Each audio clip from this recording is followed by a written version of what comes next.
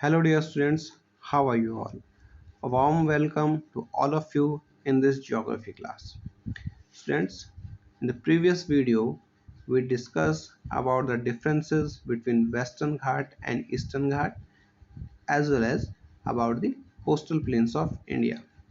Today, in this video, we are going to discuss the sixth, the physiographic division of India, the islands. As we all know, an island is a piece of land which is covered by water by four sides. India have two island groups.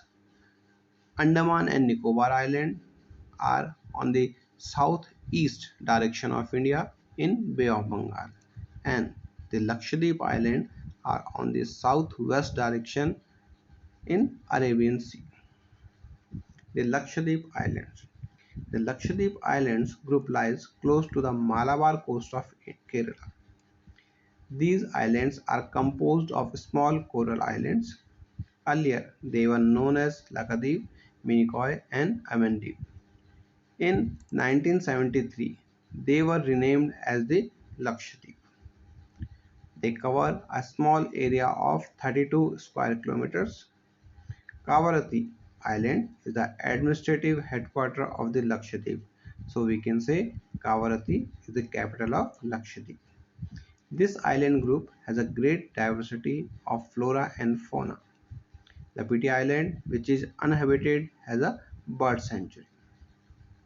Now, the Andaman and the Nicobar Islands.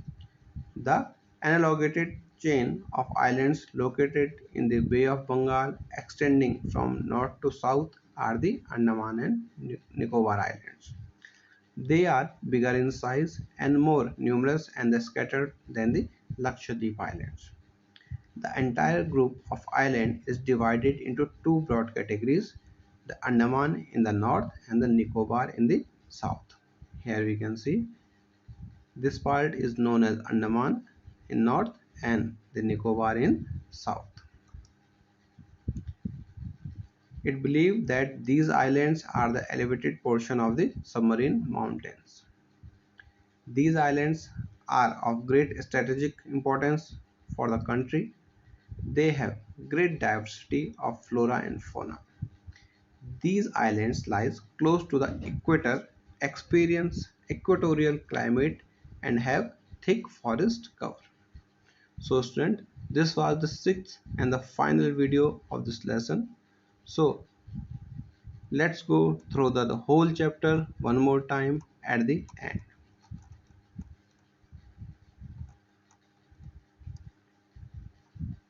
We started our chapter by discussing the processes behind the geological formation like weathering, erosion and deposition. Then we discussed about the seven large geological plates on the earth. We classify the plates movement into three main categories: the convergent, the divergent and the transformatrix. Then we discuss the position of continents from ancient time to present time. We discussed that in the ancient time, Pangaea was a huge continent and the Panthalassa was the single ocean on the earth.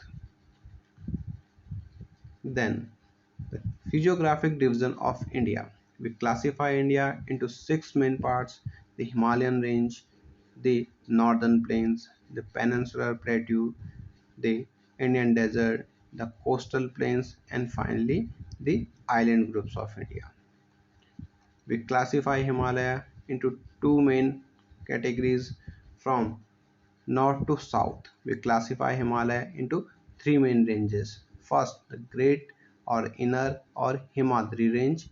Second, Lesser or Himachal range.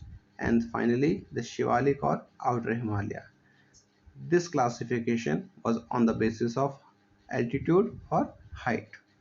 Then, on the basis of river valleys, we classify Himalaya into four main parts: from Indus to Satluj, Punjab Himalaya; from Satluj to Kali, Kumaon Himalaya; from Kali to Tista, Nepal Himalaya; and finally Tista to Dihang, this is Assam Himalaya.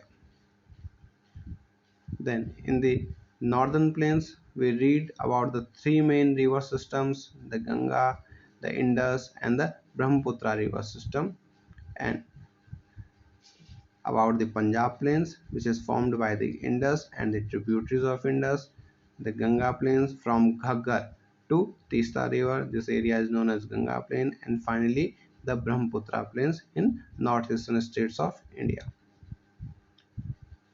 In Peninsular Plateau, we classify the Peninsular Plateau into two parts, the Central Highlands and the Deccan Plateau.